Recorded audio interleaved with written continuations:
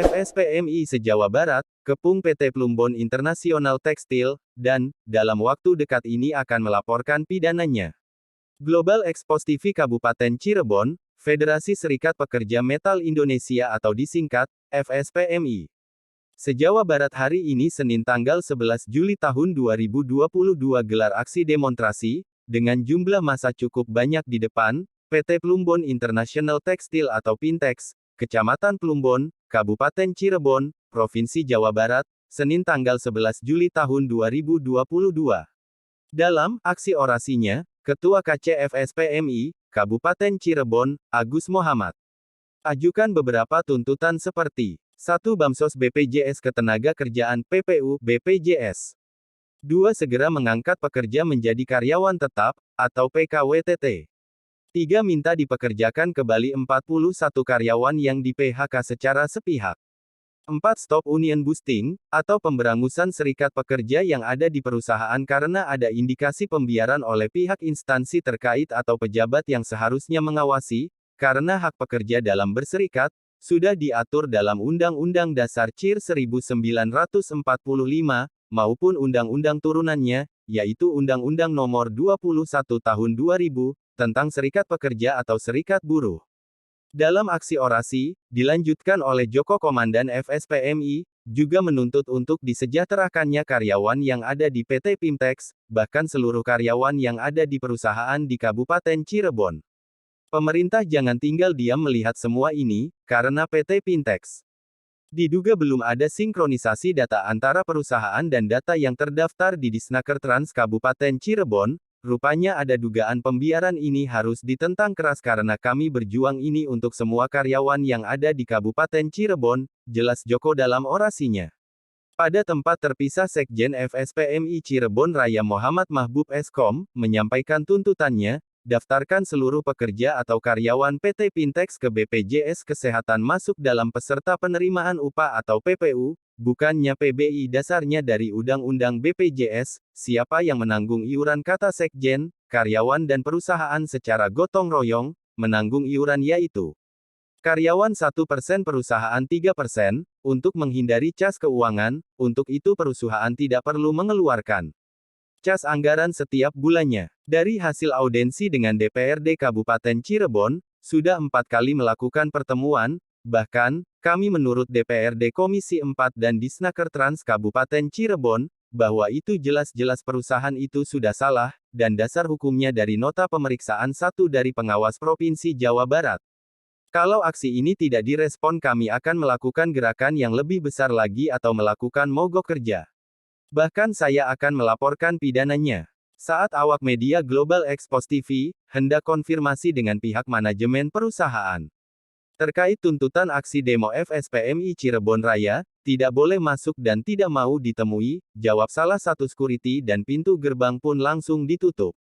Selama aksi demonstrasi berlangsung, pihak kepolisian dari Polresta Cirebon dan Kodim 0620, Kabupaten Cirebon, mengawal ketat, aksi demonstrasi, aksi berlangsung tertib terkendali. Sahabat-sahabat setia, Global Expos TV semua, yang ada dimanapun Anda berada.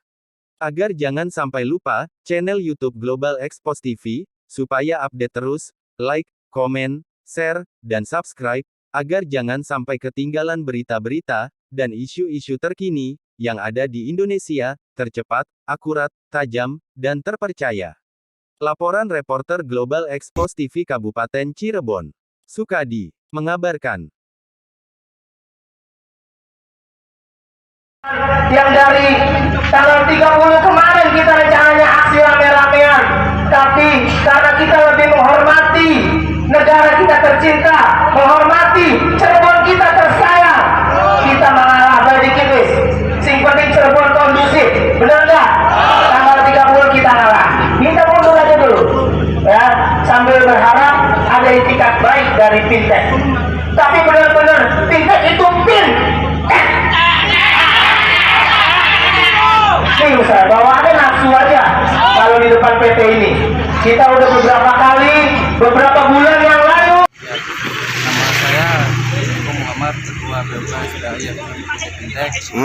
Pada hari ini kita akan melaksanakan unjuk rasa tentang tuntutan kita mengenai jaminan sosial, mengenai perusahaan tidak mendaftarkan BPJS Kesehatan maupun BPJS Ketenagakerjaan, beserta status kontrak kita yang masih terus-menerus dikontrak, tidak ada kejelasan mengenai karyawan tetap.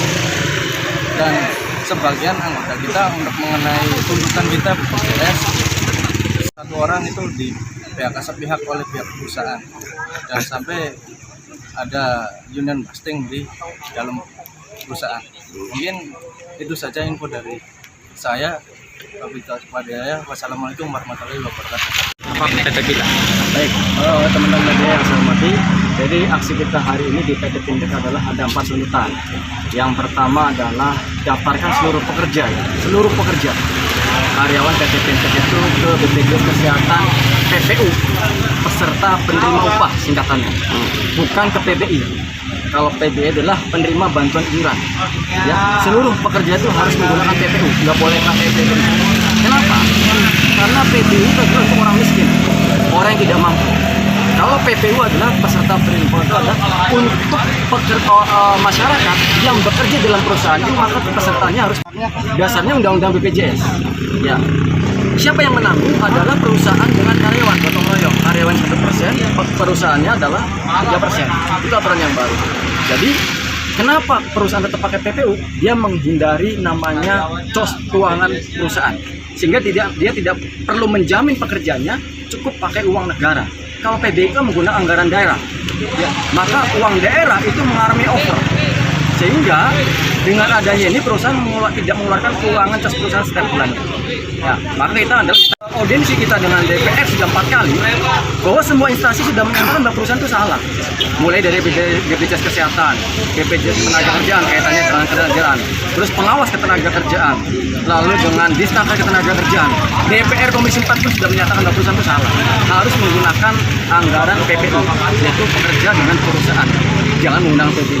Kedua tuntutannya adalah angkat seluruh pekerja itu menjadi karyawan tetap.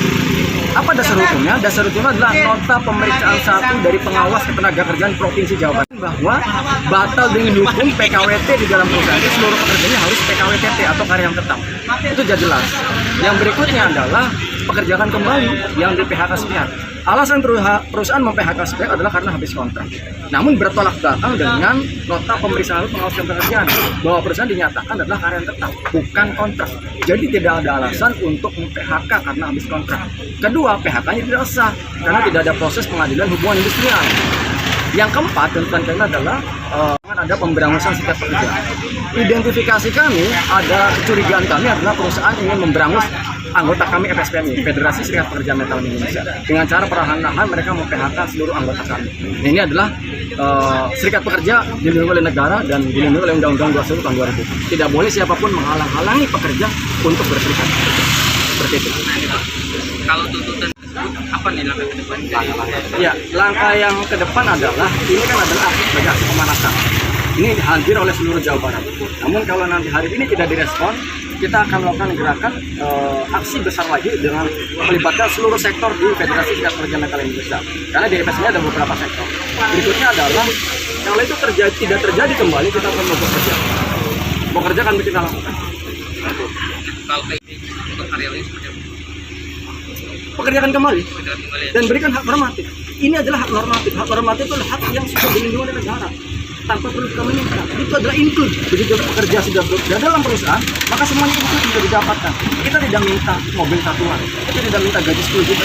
Hanya normal. Titik hanya itu. Jadi kalau dari pihak perusahaannya sendiri dengan adanya ini seperti apa nih Pak? Sampai saat ini? Sampai dengan saat ini belum ada itikat baik dari perusahaan. Dan langkah berikutnya kalau memang ini langkah-langkah kita dalam penekanan massa kita di perusahaan tidak merespon, kita akan pidanakan perusahaan. Karena BPJS Kesehatan sudah mengeluarkan nota 2. Pengawas ketenagakerjaan sudah nota 2. Tinggal nunggu satu langkah lagi, nota 3 dan langsung kita pidana. Sampai penutupan perusahaan administrasi. Dengan siapa Pak? Dengan Muhammad Mahbub Sebagai? Sekjen FSPMI Cirebon Raya. Terima kasih Pak. Ya.